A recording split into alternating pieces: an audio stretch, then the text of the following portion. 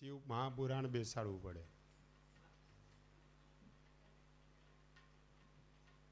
અને ભગવાન ક્યારેક શક્તિ આપે ને કદાચ એ પણ આયોજન થાય. સતી અગ્નિકુંડમાં હોમાઈ ગયા પછી સતીનો બીજો જન્મ હિમાલયના ઘરે પાર્વતી સ્વરૂપે પ્રગટ થયા છે. પાર્વતી સ્વરૂપે હિમાલયના ઘરે જ્યારે સતી પ્રગટ થયા, સતીની પાર્વતીની એક જ ઈચ્છા કે જન્મો જન્મ મારા લગ્ન શિવ સાથે જ થાય. બાળપણથી જ તપ કરે છે.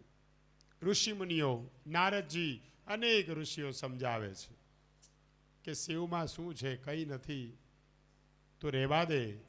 પણ સતી માનતા નથી. જન્મો જન્મ મને શિવ જ પતિ મળે. અને એ કથા છે, એ સમયે તારકાસુરનો ખૂબ ત્રાસ વધ્યો. તારકાસુરે બ્રહ્માજીનું તપ કર્યું. અઘોર તપથી બ્રહ્માજી પ્રસન્ન થયા અને બ્રહ્માજીએ એને વરદાન માગ્યું છે બ્રહ્માજી પાસે. બ્રહ્માજીએ કહ્યું, બોલ શું માગે છે? તો કે મારું મૃત્યુ ન થાય એવું વરદાન આપો. બ્રહ્માજીએ કહ્યું, જન્મ એનો મૃત્યુ નિશ્ચિત છે, એક દિવસ મરવાનું તો બધાએ છે, તો બીજું કંઈક માગ. ત્યારે તારકાસુરે એટલું કહ્યું કે જો મારું મૃત્યુ થાય તો કેવલ શિવજીના પુત્ર દ્વારા જ થાય, બીજું કોઈ મને મારી ન શકે, એવું મને વરદાન આપ્યું. એટલે બ્રહ્માજીએ તથાસ્તુ કહ્યું, વરદાન આપ્યું છે. શિવજીના પુત્ર દ્વારા જ તારું મૃત્યુ થશે. તારકાસુરને એમ હતું કે શિવજી લગ્ન કરે નહીં અને એને ત્યાં પુત્ર થાય. હવે આ બાજુ જ્યારે હિમાલયના ઘેર પાર્વતી સ્વરૂપે માતાજી પ્રગટ થયા, દેવતાઓ બધા ભગવાન નારાયણ પાસે આવ્યા કે પ્રભુ, આ તારકાસુરનો ત્રાસ બહુ છે, ઇન્દ્રનું રાજ્ય પણ હાથમાંથી જતું રહેશે, એને અજર અમરનું વરદાન નથી, પરંતુ શિવના પુત્ર દ્વારા એનું મૃત્યુ થશે એવું વરદાન છે. નારાયણ કહે, હું શું કરી શકું? તો કે તમે શિવજીને કહો લગ્ન કરે. પાર્વતી તપ કરે છે, એની બહુ ઈચ્છા છે કે શિવ સાથે મારું લગ્ન થાય, તો તમે એને મનાવો. બધા જ દેવતાઓ શિવજી પાસે આવ્યા. શિવજીને કહે છે તમે લગ્ન કરો. શિવજી કહે કે હું લગ્ન કરું કે ન કરું એમાં તમને શું ફાયદો? તો કે અમારો ફાયદો છે એટલે જ તમને કહીએ છીએ. આ તારકાસુરનો ત્રાસ વધી ગયો છે. એને વરદાન માગ્યું છે કે જ્યાં સુધી શિવનો પુત્ર મને ન મારે ત્યાં સુધી મારું મૃત્યુ ન થાય.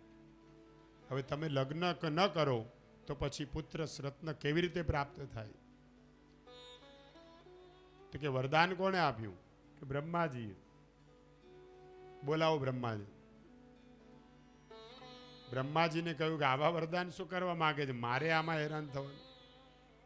આવું વરદાન અપાય? બ્રહ્માજી કહે શું કરું, મારું તપ કર્યું, મારે તો વરદાન આપવું જ પડે. હવે એક લીલામાં અનેક લીલાઓ. ભગવાન શિવજીને લગ્ન કરવા માટે દેવતાઓએ તૈયાર કર્યા છે. અને આપ સૌ જાણો છો કથાને, ખૂબ સુંદર કથા છે, પણ કદાચ શિવ ચરિત્રની કથા કરતા રહીશું તો હજી 7મા સ્કંદમાં પહોંચવાનું છે. આપ સૌ જાણો છો પછી પાર્વતીજી સાથે એમના લગ્ન થયા ભગવાન શિવજીના ધામધૂમથી. અને પાર્વતી દ્વારા ગણેશ અને કાર્તિકેય 2 પુત્ર ભગવાન શિવજીને થયા. અને કાર્તિક સ્વામીએ તારકાસુરનો વધ કર્યો, પ્રજાને ત્રાસમાંથી છોડાવી. આ ધર્મ પ્રકરણ છે. પછી અર્થ પ્રકરણ આવે છે. શિવ ચરિત્રનો મહિમા એટલા માટે દર્શાવ્યો છે કે હરિ ને હર બંને તત્વથી એક છે, કોઈ અલગ અલગ નથી. અને ભગવાન વિશ્વનાથ શંકર ભગવાન એવા છે કે જેનો દરબાર બધા માટે ખુલ્લો, 24 કલાક ગમે ત્યારે જાઓ શિવના દર્શન થાય. નારાયણ પાછા જલ્દી દર્શન ના આપે. એને તો ટેરો આવે, પડદો આવે. કેટલી આજીજી વિનંતી કરો પછી પડદો ખુલે. જ્યારે શિવજીનો દરબાર 24 કલાક ખુલ્લો. એને વિશ્વનાથ કહે છે. અને ભગવાન શિવ જેવો કોઈ દયાળુ નથી. ભોળામાં ભોળો ભગવાન, એટલે તો એને ભોળાનાથ કહે છે. જે કોઈ એના શરણે જાય ભગવાન ભોળાનાથ એનું કલ્યાણ કરે. બખાન ક્યાં કરું રાખો કે ઢેર કા, ચપટી ભભૂત में है ખજાના કુબેર કા. ક્યારેક ક્યારેક લક્ષ્મીજી સરસ્વતીજી બધી ભેગી થાય ને એટલે પાર્વતીની થોડી મજાક ઉડાવે. લક્ષ્મીજી એમ કે જો મારો વર કેટલો પૈસાદાર, મારે કે એવા બધા સુંદર શણગાર, કેટલા બધા. અને વૈકુંઠ તો જો તું કેવો સુંદર લાગે. કૈલાસમાં છે શું? એક ધૂણો. અને તારો વર કેવો લાગે? ભસ્મમાં આળોટનારો, નહીં કુંડળ, નહીં કંકણ, નહીં પિતાંબર, નહીં જરકસી જામા, નહીં મુગટ. કેવા? તો કે વાઘાંબર ઓઢે, ગળામાં સર્પ, હાથમાં સર્પ, આખા શરીરે ભસ્મ. લક્ષ્મીજીને થોડું દુઃખ તો થાય કે આ બધી કેવી મારી મજાક ઉડાવે. તે લક્ષ્મીજીએ પાર્વતીએ, લક્ષ્મીજી જ્યારે મજાક કરે ને ત્યારે પાર્વતીને દુઃખ થાય. પાર્વતીએ જઈ અને શિવજીને કીધું, મહારાજ તમે તો અલગારી માણસ, અઘોરી માણસ, પણ મારી કોઈ દિવસ દયા આવે છે તમને? એટલે કે બોલને તારે શું જોઈએ છે? તમારી પાસે છે શું આપવા માટે? તમને ખબર આ એકની એક સાડી કેટલા ટાઈમથી પહેરી છે? તો કે બોલને તારે શું જોઈએ છે? પણ તમારી પાસે છે શું? તો કે તું કઈસે મળશે? તો કે આ તમે જુઓ લક્ષ્મીજી કેવા સુંદર શણગાર સજે, કેટલા બધા ઘરેણા પહેરે, આપણે તો કાંઈ નથી.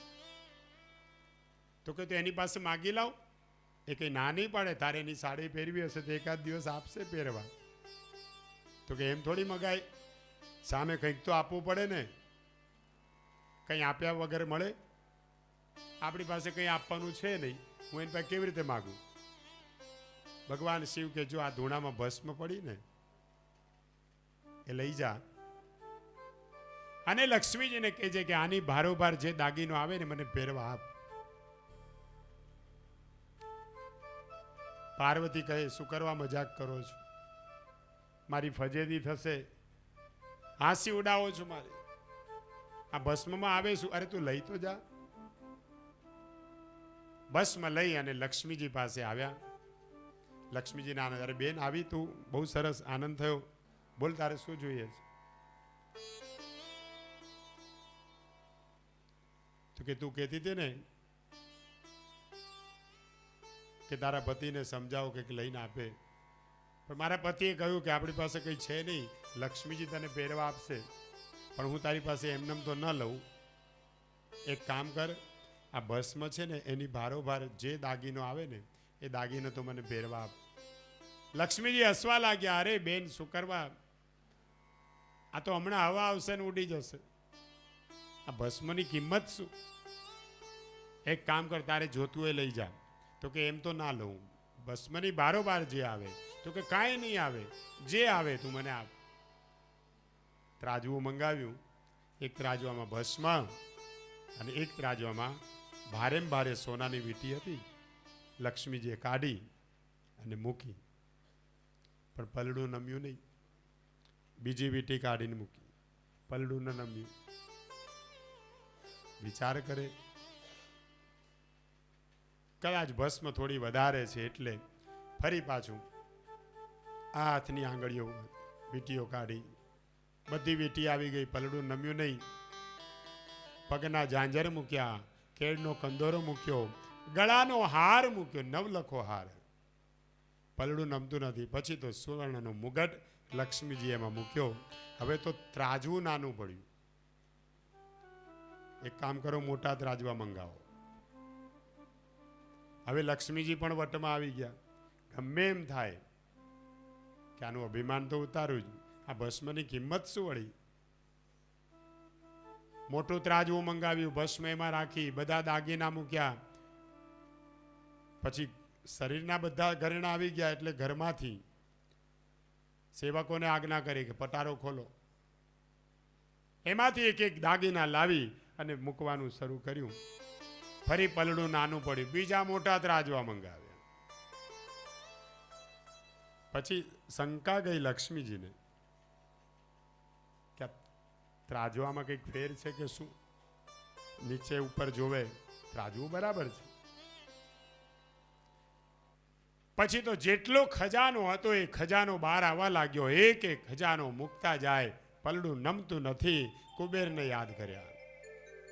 કુબેર ભંડારીને કહ્યું, આવા દે ખજાનો બધો, આજ તો હું જોઉં છું. કુબેર પણ ખજાનો આપવા લાગ્યા, એક પછી એક કિંમતી દાગીના, ઘરેણા, વસ્ત્રો, ઉપવસ્ત્રો બધું આવવા લાગ્યું. ઘર વખરી બધી ખાલી થઈ. હવે તો કુબેરનો ખજાનો ખાલી થઈ ગયો. છતાંય પલડું નમ્યું નહીં. હવે લક્ષ્મીજીથી રહેવાયું નહીં. એકદમ પાર્વતીના ચરણમાં પડી ગઈ. બેન, મને માફ કરજે, આજ સુધી તારી હું મજાક ઉડાવતી હતી, પણ તારો પતિ જેટલો માલદાર છે ને એટલો તો ભુવનમાં કોઈ દેવ માલદાર નથી. બખાન ક્યાં કરું મેં લાખો કે ઢેર કા. આ ખજાનો તો તારી પાસે છે. અને એટલે અમારો કવિ કહે છે, બખાન ક્યાં કરું મેં લાખો કે ઢેર કા, चपटी बबूत में है खजाना कुबेर का।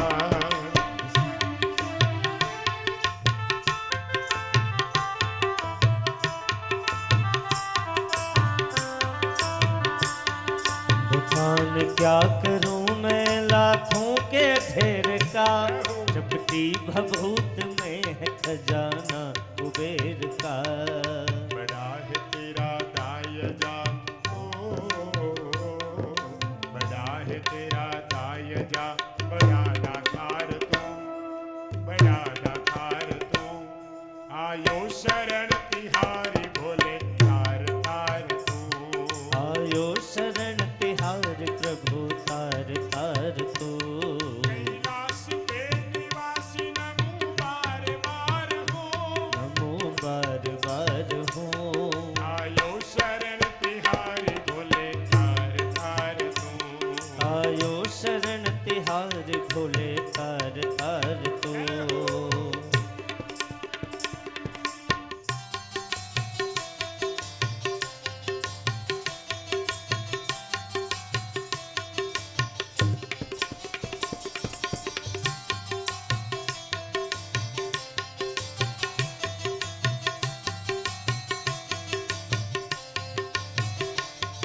भक्तों को कभी शिव तूने निराश ना किया, मांगा जी ने जो चाहा वरदान दे दिया।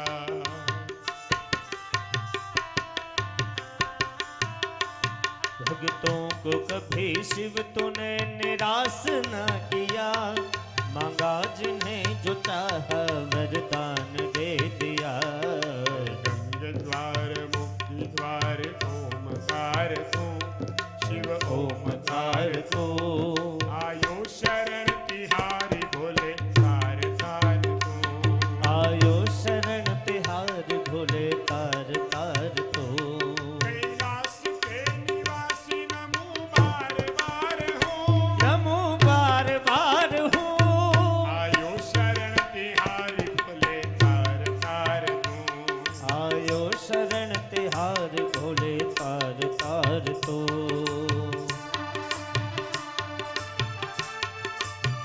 जय महादेव।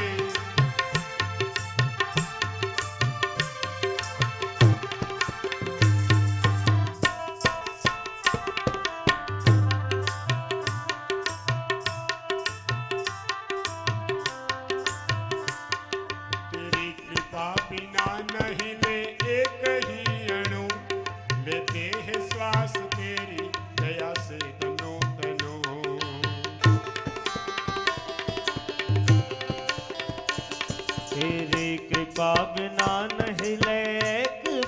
अणु तेरे हैं श्वास मेरी गया से तनु तनु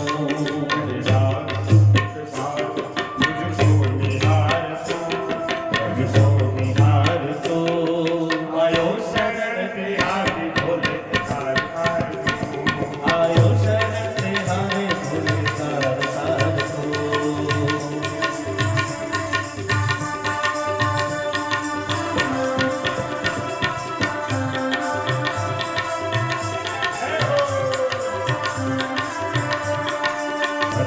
घोड़ा संभो तुम्हारी धुन लागी घोड़ा संभो तुम्हारी धुन लागी घोड़ा संभो तुम्हारी धुन लागी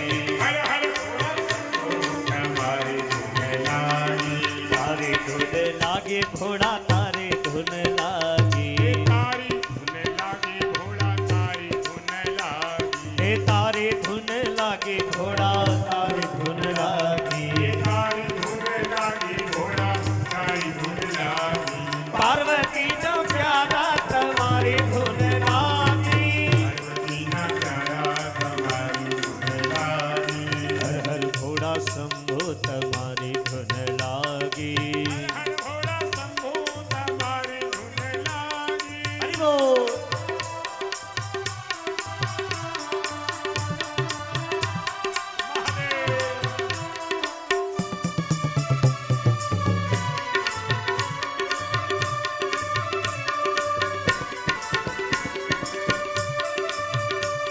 हे तारी धुन लागे घोड़ा तारी धुन लागी તારી ધૂને લાગી ઘોડા તારી ધૂને લાગી हे तारी धुन लागे घोड़ा तारी धुन लागी તારી ધૂને લાગી ઘોડા તારી ધૂને લાગી गणेश को काड़ा तुम्हारी धुन लागी હર ઘોડા શંભુ તમારી ધૂને લાગી हे लांबी जटा वाड़ा तुम्हारी धुन लागी મોતી ગંજાવાળા તમારી ધૂને લાગી गणेश जी न पीता तुम्हारी धुन लागी પાર્વતીના પ્યારા તમારી ધૂને લાગી हर पर गंगा धारा तुम्हारी धुन लागी ડમરુવાળા તમારી ધૂને લાગી हरी धुन लागी घोड़ा तारी धुन लागी તારી ધૂને લાગી ઘોડા તારી ધૂને લાગી हे तारी धुन लागी घोड़ा तारी धुन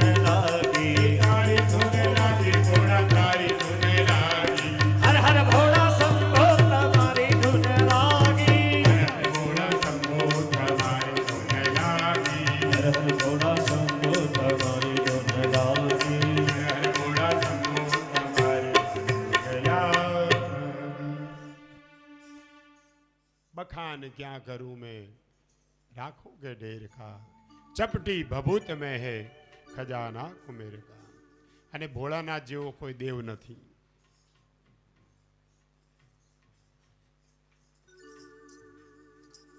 પછી સતી જે પાર્વતીને ખબર પડી કે ઓહો મારા પતિ જેવો તો કોઈ પૈસાદાર નથી. આટલો બધો ખજાનો આવ્યો પછી આને કીધું શિવને કે મહારાજ લક્ષ્મીજીને તો અભિમાન ઉતરી ગયું પણ તમને એમ નથી થતું કે આપણે રહેવા સારું ઘર હોય?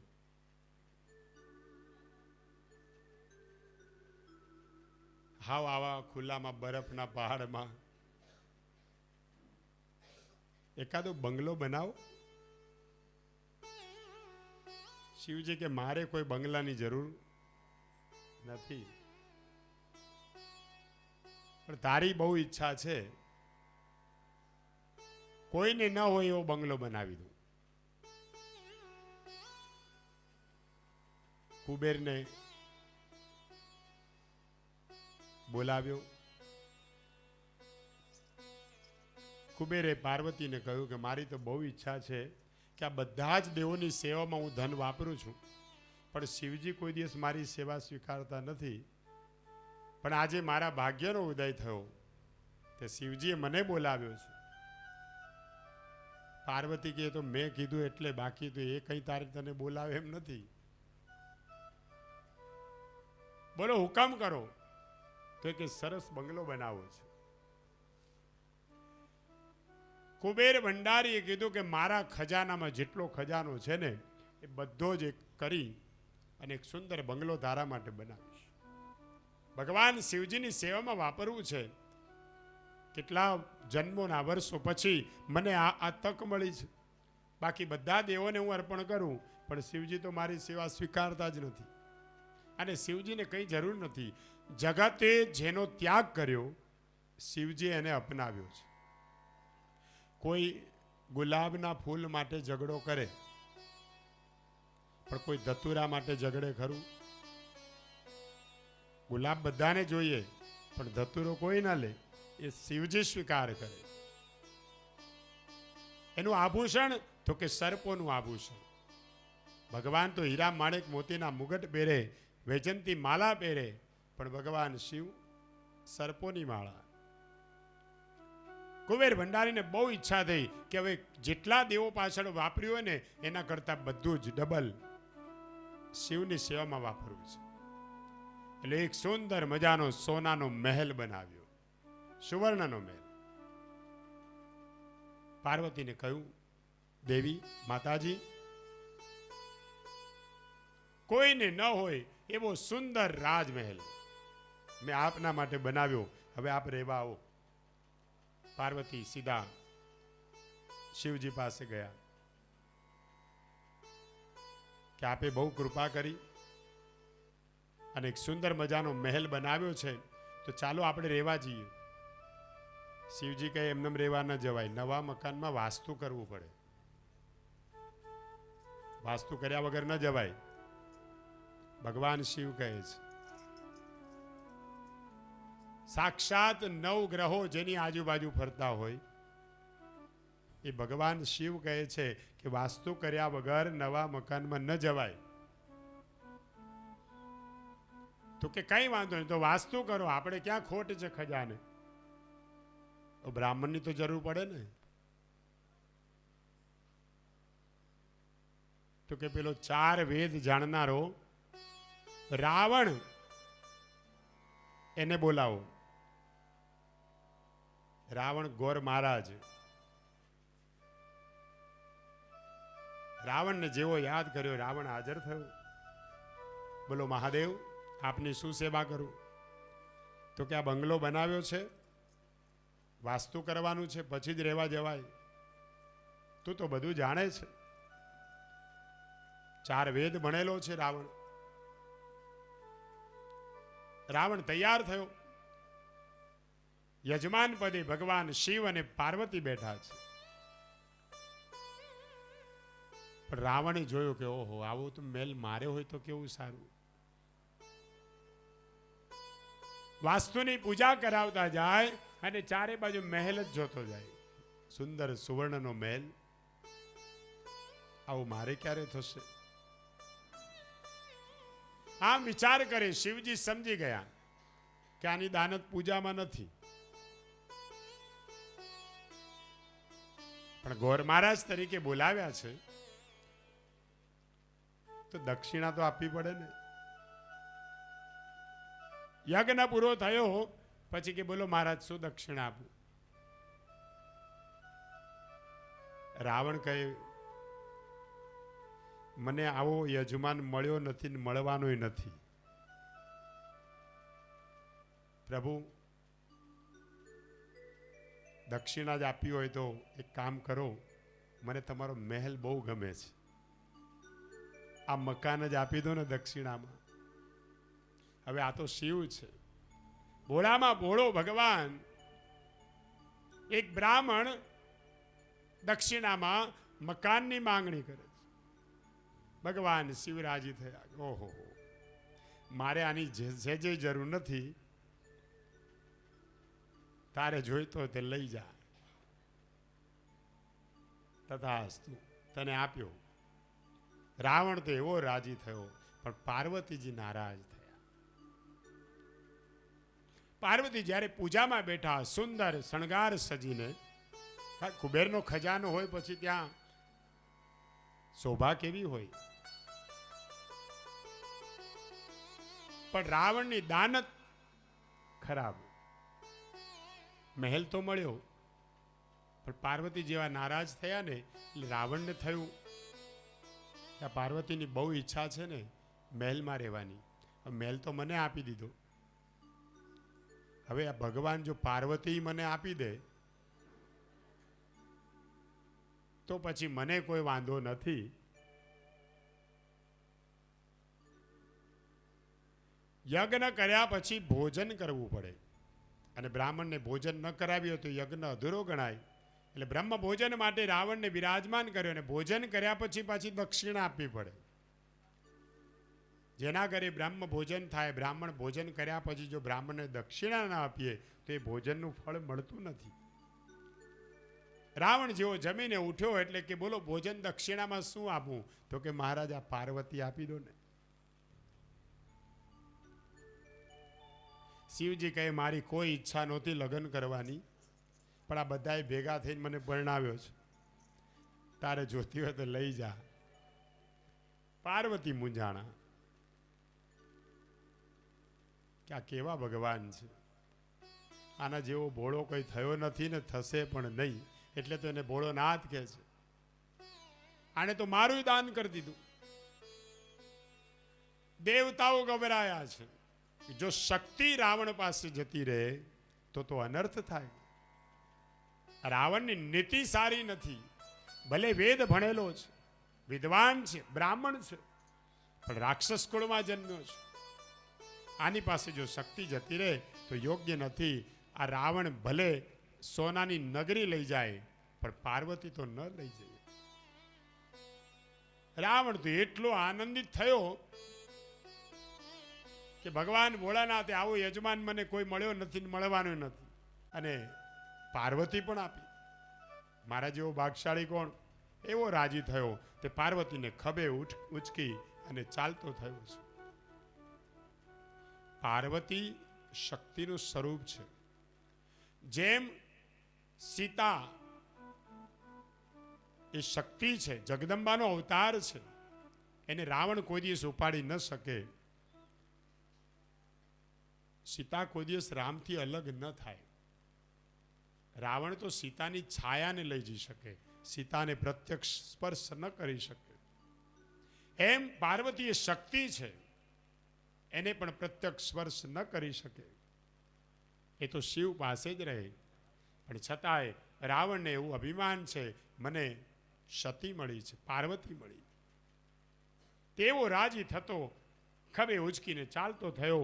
દેવતાઓ વિચાર કરે છે કે આ તો અનર્થ છે. આવી રીતે જો રાવણ શક્તિને લઈ જાય તો અનર્થ થાય. એ સમય નારદજી નારાયણ નારાયણ કરતા કરતા માર્ગમાં રસ્તામાં મળ્યા છે રાવણને.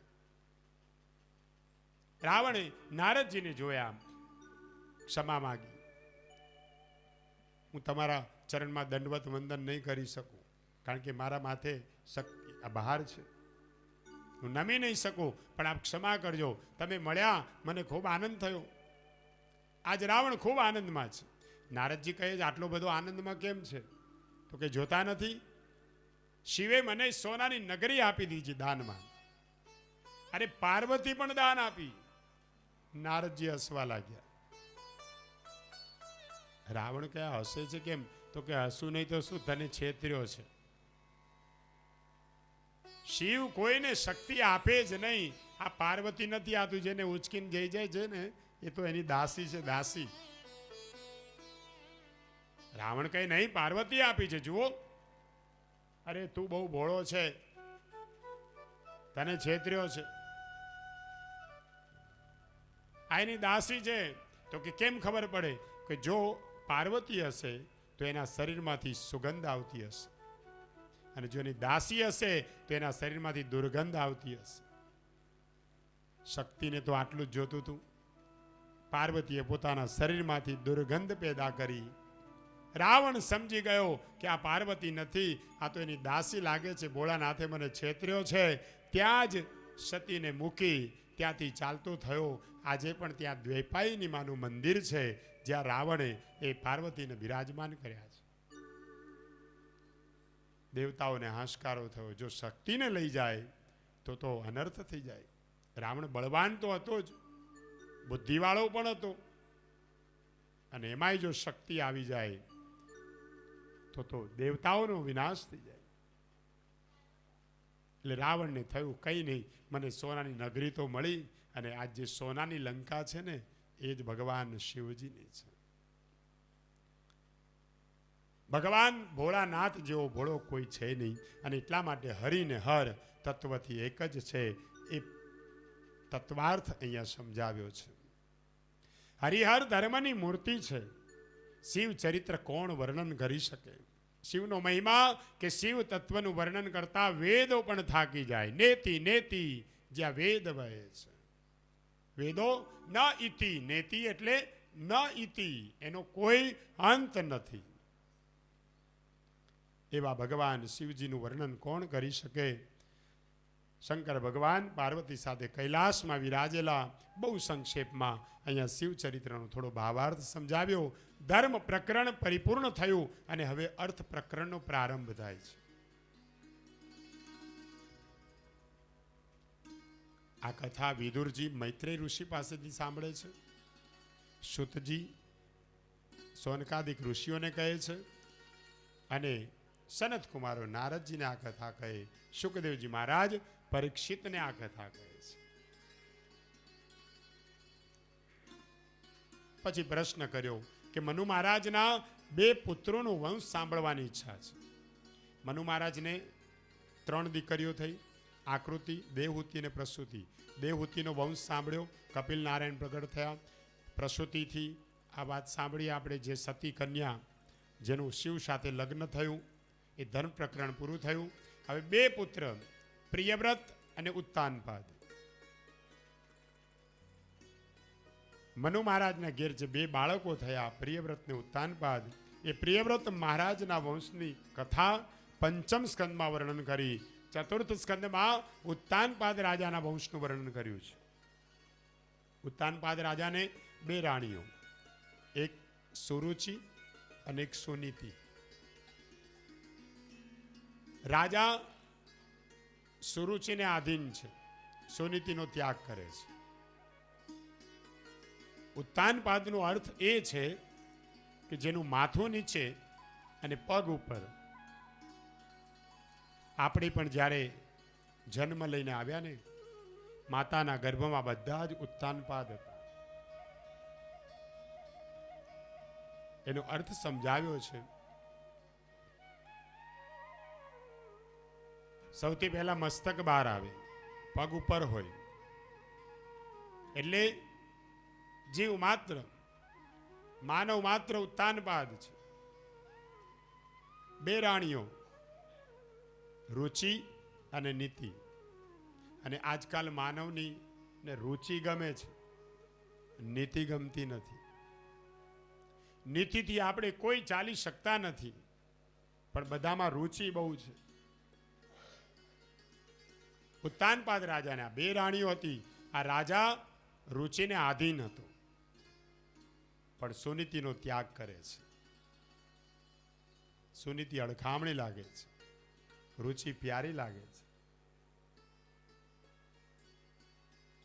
રુચિનો દીકરો હતો, એનું નામ ઉત્તમ, અને સુનીતિનો દીકરો, એનું નામ ધ્રુવ. આ ધ્રુવ ચરિત્રની કથા ખૂબ સુંદર છે. અનેક વર્ષો સુધી ગાઈએ તો એ કથાનો અંત આવે એમ નથી. રાજાને સુરુચિ વાલી લાગે છે, અને સુનીતિ અડખામણી લાગે છે. વિષયાનંદ અને ભજનાનંદ, 2 આનંદ દરેકમાં હોય, પણ આપણે વિષયાનંદમાં ફસાયા છે.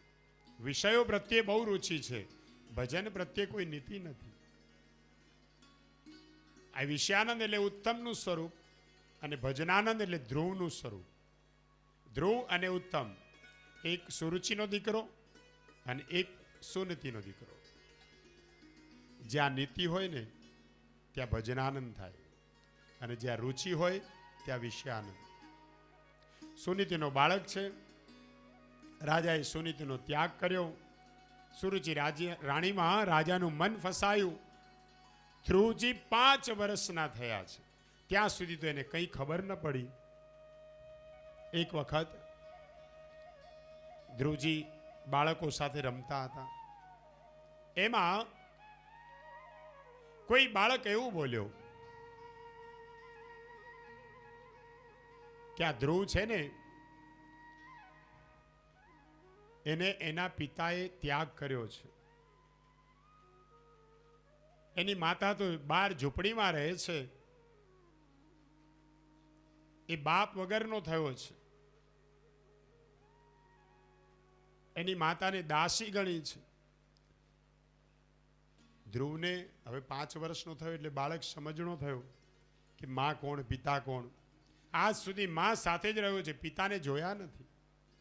પણ જ્યારે આ બાળક એવું કટુર વચન બોલ્યો એટલે ધ્રુવજી રડવા લાગ્યા.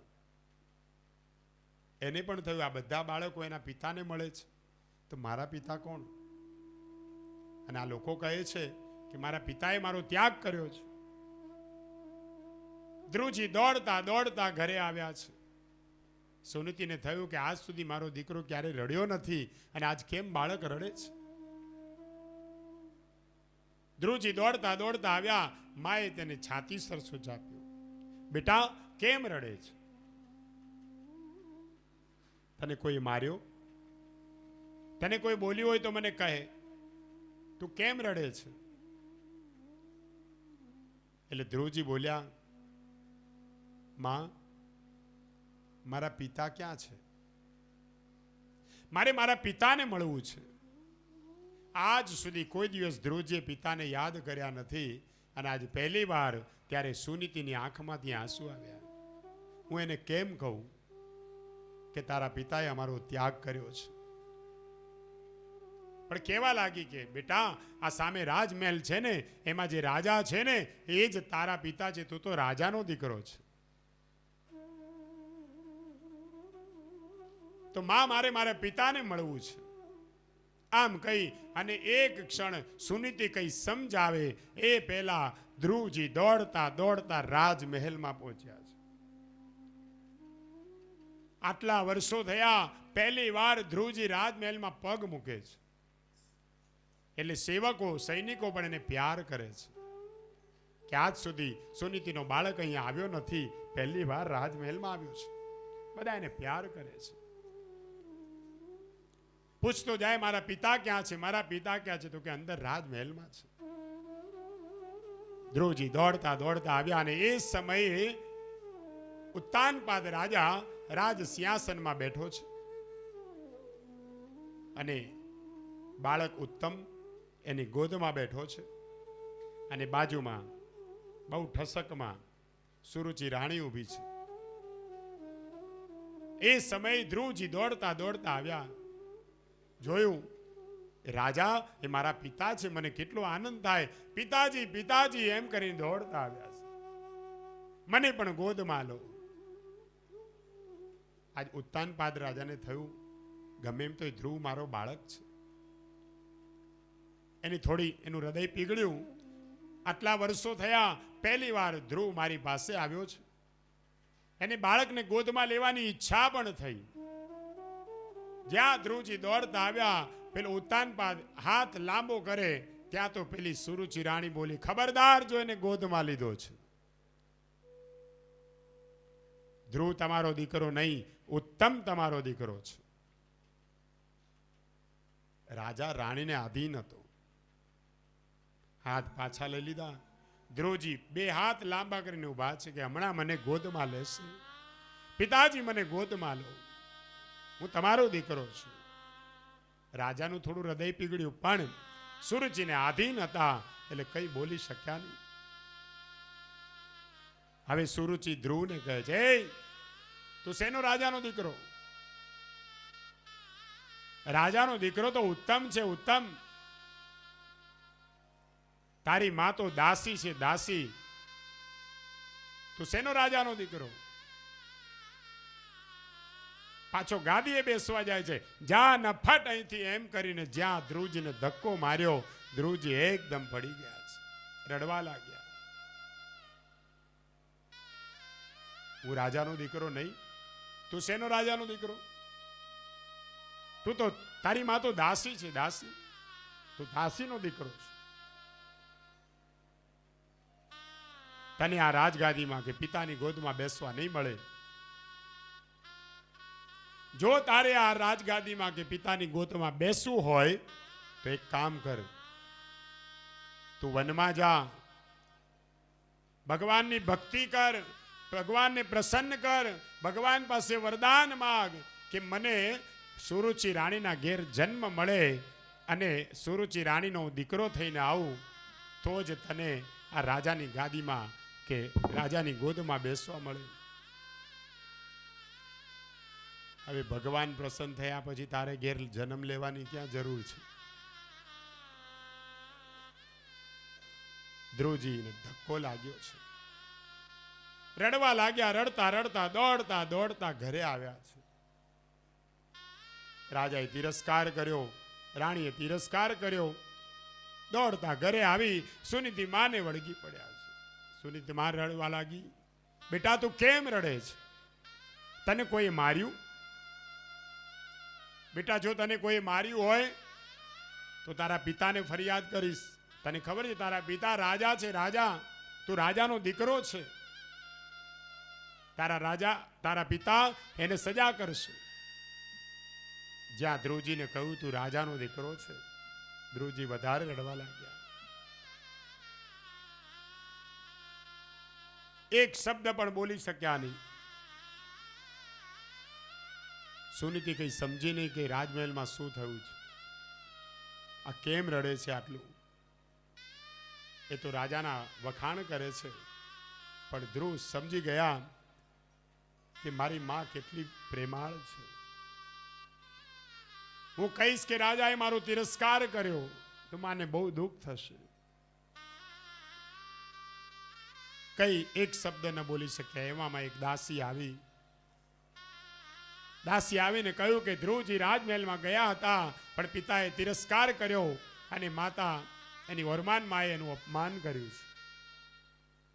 એને કહ્યું છે કે તું વનમાં જઈને ભક્તિ કરે, ભગવાન પ્રસન્ન થઈ જાય તો માગજે કે સુરુચિ રાણીને ત્યાં જન્મ મળે તો જ તું આ પિતાની ગોદમાં બેસવા લાયક બનીશ. સુનીતિની આંખમાંથી દડ દડ આંસુ થયા છે. ધ્રુવને છાતી સરસો ચાપીને રડવા લાગી. કહે છે બેટા તું રડીશ નહીં.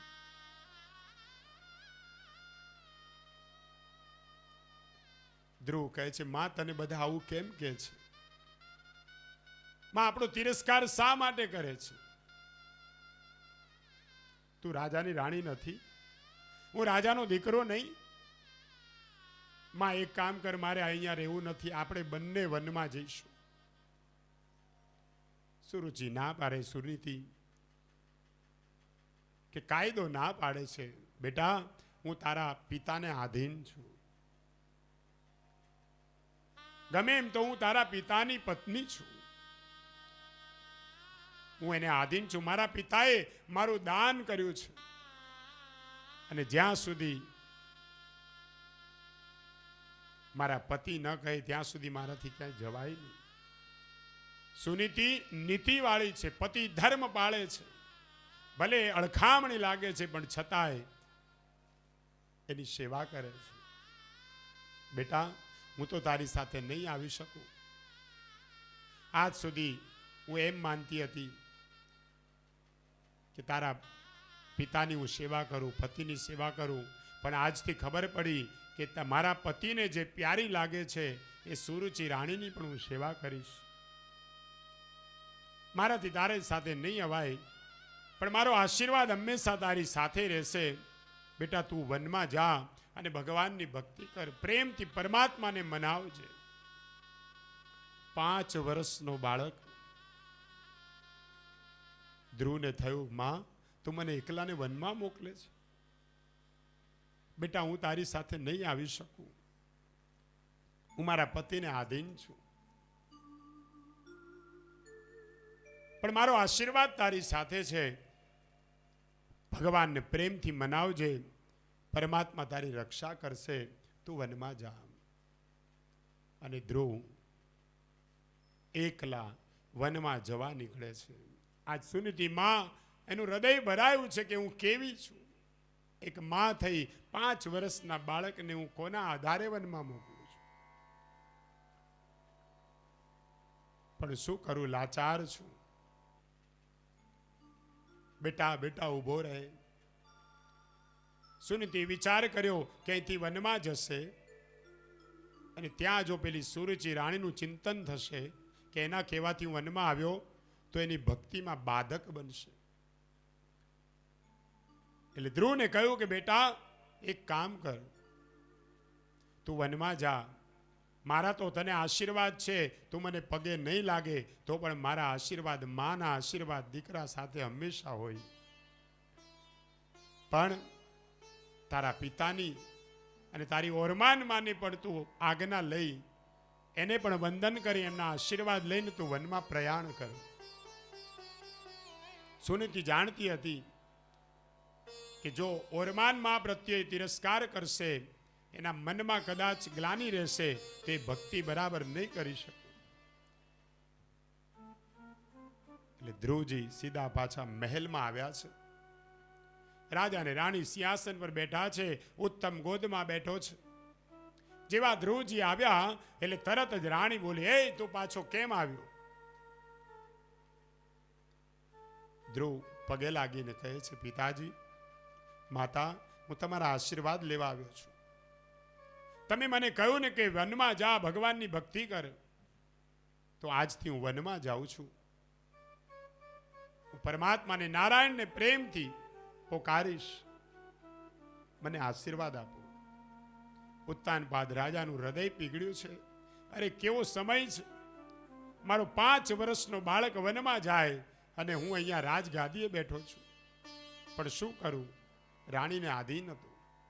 સુરુચિ રાણીને પણ જરા મનમાં એનું હૃદય પીગળ્યું કે મારા કહેવાથી આ 5 વર્ષનો બાળક વનમાં જઈ રહ્યો છે.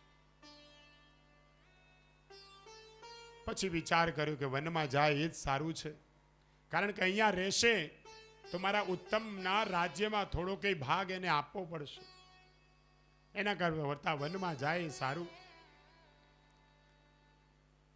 હા બેટા, મારા આશીર્વાદ છે તારી સાથે, તો વનમાં જઈને ભગવાનની ભક્તિ કર. માતા પિતાના આશીર્વાદ, સુરુચિ રાણીના આશીર્વાદ લઈ અને ધ્રુવજી વનમાં પ્રયાણ કરે છે. 5 વર્ષનો બાળક વિચાર કરે, હું ક્યાં જાઉં? વન કોને કહેવાય, જંગલ કોને કહેવાય, અરણ્ય કોને કહેવાય એ ખબર નથી. દૂર દૂર જવા લાગ્યો. આજ સુનીતિ રાણીને નિંદ્રા આવતી નથી. અરે રે, મારા બાળકને મેં કોના આધારે મોકલ્યા? સૂર્યનારાયણ દેવને પ્રાર્થના કરી કે હે સૂર્યનારાયણ દેવ, હે નારાયણ, હું તમને પ્રાર્થના કરું છું, મારા દીકરાને મેં તમારા આધારે વનમાં મોકલ્યો છે. એ શું ખાશે, શું પીશે, કંઈ ખબર નથી. બસ તમે એનું ધ્યાન રાખજો. આજ દ્વારકા નાથની આંખો પણ ભીની થઈ છે કે આ પતિવ્રતા સ્ત્રીએ મારા આધારે બાળકને વનમાં મોકલ્યો. હવે મારી ફરજ છે કે એનો વાળ પણ વાંકો થવા નહીં દઉં.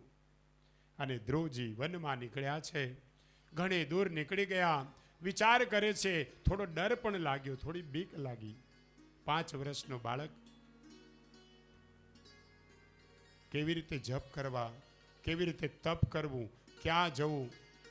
આ વનમાં તો ઘણા બધા પશુ પક્ષીઓ હોય, કોઈ મને નુકસાન પહોંચાડશે તો હું શું ખાઈશ? આવા વિચારો કરતો કરતો ધ્રુવજી આગળ આગળ વધે છે. ભગવાને નારદજીને મોકલ્યા છે, જાઓ એની થોડી કસોટી કરો, એને સમજાવો. નારદજી નારાયણ નારાયણ કરતા આવ્યા છે. ધ્રુવજીને માએ ઉપદેશ આપ્યો હતો કે બેટા, વનમાં કોઈ પણ મળે એને પ્રેમથી વંદન કરજે, જે મળે એને નમસ્કાર કરજે, નમે તે પ્રભુને ગમે. અને તરત ધ્રુવજી નારદજીના ચરણમાં પડ્યા છે. નારાયણ નારાયણ કરતા ધ્રુવજીને માથે હાથ ફેરીને કીધું, બેટા ઊઠ ઊભો થાય. જ્યાં બેટા શબ્દ સાંભળ્યો ધ્રુવજીની આંખમાંથી દડ દડ આંસુ પડ્યા છે. એને માં યાદ આવી. મારી માં મને ઘરમાં બેટા કહીને બોલાવે. આ તો મારી માં જેવા છે. વિટમણા હતી, ક્યાં જઈશ, શું કરીશ? નારદજીએ સમજાવ્યું, બેટા તું કોણ છે? કેમ આ વનમાં આવ્યો છે? તારી ઉંમર બહુ નાની છે. ધ્રુવજી કહે છે, હું તો વનમાં તપ કરવા માટે આવ્યો છું. પણ બેટા તારું કામ નથી. તું મોટો થા, સમજણો થા, પછી તું આવજે. અત્યારે તો તારી રમવાની ઉંમર છે. તારી 5 વર્ષની ઉંમર છે. બેટા તું ઘરે જા. ચાલ હું તને ઘરે મૂકી જઉં. તને કોણે કોઈએ કાઢી મૂક્યો? કોઈ તારો તિરસ્કાર કર્યો? હું એને સમજાવીશ. તારી માને પણ હું સમજાવીશ. ધ્રુવજી કહે છે, ના, હવે મારે પાછું જવું નથી. હવે તો જ્યાં સુધી પરમાત્મા ન મળે ત્યાં સુધી આ ધ્રુવ પાછા જાય નહીં. મને આપ ઉપદેશ કરો. નારદજી વિચાર કર્યો, ચેલો લાયક છે. બીજ વાવ્યું હોય તો વ્યર્થ જશે નહીં. બાળકની નિષ્ઠા દ્રઢ છે, મનોબળ મક્કમ છે. પછી તો નારદજીએ મંત્ર દીક્ષા આપી છે ધ્રુવજીને કે ઓમ નમો ભગવતે વાસુદેવાય નમઃ. આ દ્વાદશાક્ષર મંત્રનો જાપ કરજે બેટા. પ્રેમથી પરમાત્માને પોકારજે. 6 મહિનાનું અનુષ્ઠાન વ્રત બતાવ્યું છે. 6 મહિના તારે વનમાં રહી અને ભગવાનને પોકારવાના, તપ કરવાના. તારા જેવા બાળકો દ્વારકાનાથને બહુ ગમે છે. અરે બાળકો માટે તો એ માખણ ચોર કહેવાયા છે. તને પણ જરૂર દર્શન આપશે. તું શ્રદ્ધાથી, ભાવથી એને પોકારજે. અને વરદાન આપી નારદજી એને આશીર્વાદ આપી નારાયણ નારાયણ કરતા ત્યાંથી પરમાત્મા પાસે ગયા છે. પ્રભુ તમારા આધારે આ બાળકને મૂકીને આવ્યા છે. હવે એની રક્ષા કરો. પછી તો ધ્રુવજીએ તપ આદર્યું છે. ઓમ નમો ભગવતે વાસુદેવાય નમઃનો જાપ ચાલુ કર્યો છે. સતત 1 માસ, 2 માસ, 3 માસ, પછી ધીરે ધીરે સંયમ વધાર્યો. ખાવા પીવાનો, અન્ન જળનો પણ ત્યાગ કર્યો છે. નહીતર ફળ ખાઈ, પાંદડા ખાઈ પોતાનું જીવન નિર્વાહ કરે. પછી તો ધીરે ધીરે છેલ્લો મહિનો રહ્યો. 6 મહિના સતત એને તપ કર્યું છે. એક પગે ઊભા રહી અને ધ્રુવજી તપ કરે છે. આ બાજુ નારદજી ઉત્તાનપાદ પાસે ગયા. રાજાને કહ્યું કે હે રાજા, તને સોગ નથી આવતી? રાણીમાં તારું મન ફસાયું છે. તારો બાળક 5 વર્ષનો વનમાં તપ કરે અને તો અહીંયા ગાદીમાં બેઠો બેઠો 56 ભોગ આરોગે છે. ઉત્તાનપાદ રાજા કહે, હું શું કરું? મને કઈ ખબર પડતી નથી. ઉત્તાનપાદ રાજાને 6 મહિનાનું વ્રત અનુષ્ઠાન બતાવ્યું કે તારે પણ આ રાજમહેલનો ત્યાગ કરી ગંગા કિનારે, નદી કિનારે રહી અને તપ કર. ભગવાનનું આરાધન કર કે તારો બાળક હેમખેમ પાછું આવે. ઉત્તાનપાદ રાજાને કહ્યું, કેવળ દૂધ અને જળ પર રહી, ફળ અને જળ અને દૂધ આટલો આહાર કરીને તારે જીવન નિર્વાહ કરવાનો. 6 મહિનાનું તને વ્રત બતાવું છું. ઉત્તાનપાદ રાજાએ આ બાજુ રાજમહેલનો ત્યાગ કર્યો અને એ પણ અનુષ્ઠાન તપ કરે છે. આ બાજુ ધ્રુવજી પરમાત્માને પ્રેમથી પોકારે છે અને ધીરે ધીરે સંયમ વધાર્યો. પરિપૂર્ણ 6 માસ પૂરા થયા. ઓમ નમો ભગવતે વાસુદેવાય નમઃ એ મંત્ર એવો સિદ્ધ થઈ ગયો કે ધ્રુવજી જ્યાં આંખ બંધ કરે ત્યાં નારાયણના અંદર જ દર્શન થાય. ધ્રુવજીનું તપ ફળ્યું. ભગવાન સાક્ષાત ચતુર્ભુજ નારાયણ ત્યાં પ્રગટ થયા, પણ ધ્રુવની આંખો બંધ છે. ભગવાન આવીને સન્મુખ ઉભા છે. ધ્રુવ આંખ ઉગાડતા નથી. ભગવાને જોયું કે અંદર જ મારા દર્શન કરે છે અને આંખ ઉગાડવાની જરૂર નથી. બાળક બહુ લાયક છે, પ્રેમથી મારું સંકીર્તન કર્યું છે, હું એના પર પ્રસન્ન થયો છું. અંદરના સ્વરૂપને ભગવાને અંતર ધ્યાન કર્યું. ધ્રુવજીને અંદર ભગવાન દેખાતા બંધ થયા. રુદન કરવા લાગ્યા, મારી કઈ ભૂલ થઈ કે હે પ્રભુ ક્ષમા કરજો. જ્યાં આંખ ઉગાડીને જોયું ત્યાં તો સામે ચતુર્ભુજ નારાયણ ભગવાન કી જય. ભગવાનના દર્શન થયા છે, સાક્ષાત દર્શન કર્યા. ધ્રુવજી ચરણમાં પડ્યા છે, પગે લાગીને કહે પ્રભુ ક્ષમા કરજો. ભગવાન પણ રડવા લાગ્યા. ભગવાન કહે છે ધ્રુવ તું મને ક્ષમા કર, મારે આવતા બહુ વિલંબ થયો છે. તારા જેવા ભક્તોના દર્શન કરવા માટે ભગવાન આવે છે. હું તને દર્શન આપવા નહીં, તારા દર્શન કરવા આવ્યો છું. અને ધ્રુવજી કૃતાર્થ થયા છે. ધ્રુવજીને પ્રેમથી વાલ કર્યું. ભગવાન પ્રેમથી એને ચૂમે છે, છાતી સરસો છાપે. આજ પરમાત્મા જીવ અને ભગવાન બ્રહ્મનું મિલન થયું છે. ધન્ય છે ધ્રુવજીને 5 વર્ષનું બાળક પરમાત્માને મેળવી શકે. પછી ધ્રુવજીને આશીર્વાદ આપ્યા, બેટા બોલ તારે શું જોઈએ છે? ધ્રુવજી કહે છે, ધ્રુવે ખૂબ સુંદર સ્તુતિ કરી. પ્રભુ આપને મળ્યા પછી હવે કંઈ માંગવાની ઈચ્છા જ નથી. જેને ભગવાન મળી જાય એને શેની જરૂર હોય? તમે મળ્યા પછી હું શું માંગુ? તો કે નહીં, મારી આજ્ઞા છે તારે કેટલાક વર્ષો રાજ્ય કરવાનું છે, તું ઘરે જા. અને ધ્રુવ ભગવાનની આજ્ઞાથી પાછા નગરમાં પધારે છે. આ બાજુ ઉત્તાનપાદ રાજાને ખબર પડી. ધ્રુવ ગામની બહાર આંબાવડિયું હતું, ત્યાં બિરાજમાન છે. એક છોકરાએ સમાચાર આપ્યા જઈને, મહારાજ તમારો બાળક તપ કરીને આવ્યો છે. અને ઉત્તાનપાદ રાજાને સમાચાર મળ્યા. સૈનિકોને આજ્ઞા કરી, દોડતા રથ તૈયાર કર્યો અને દોડતા દોડતા આવ્યા છે.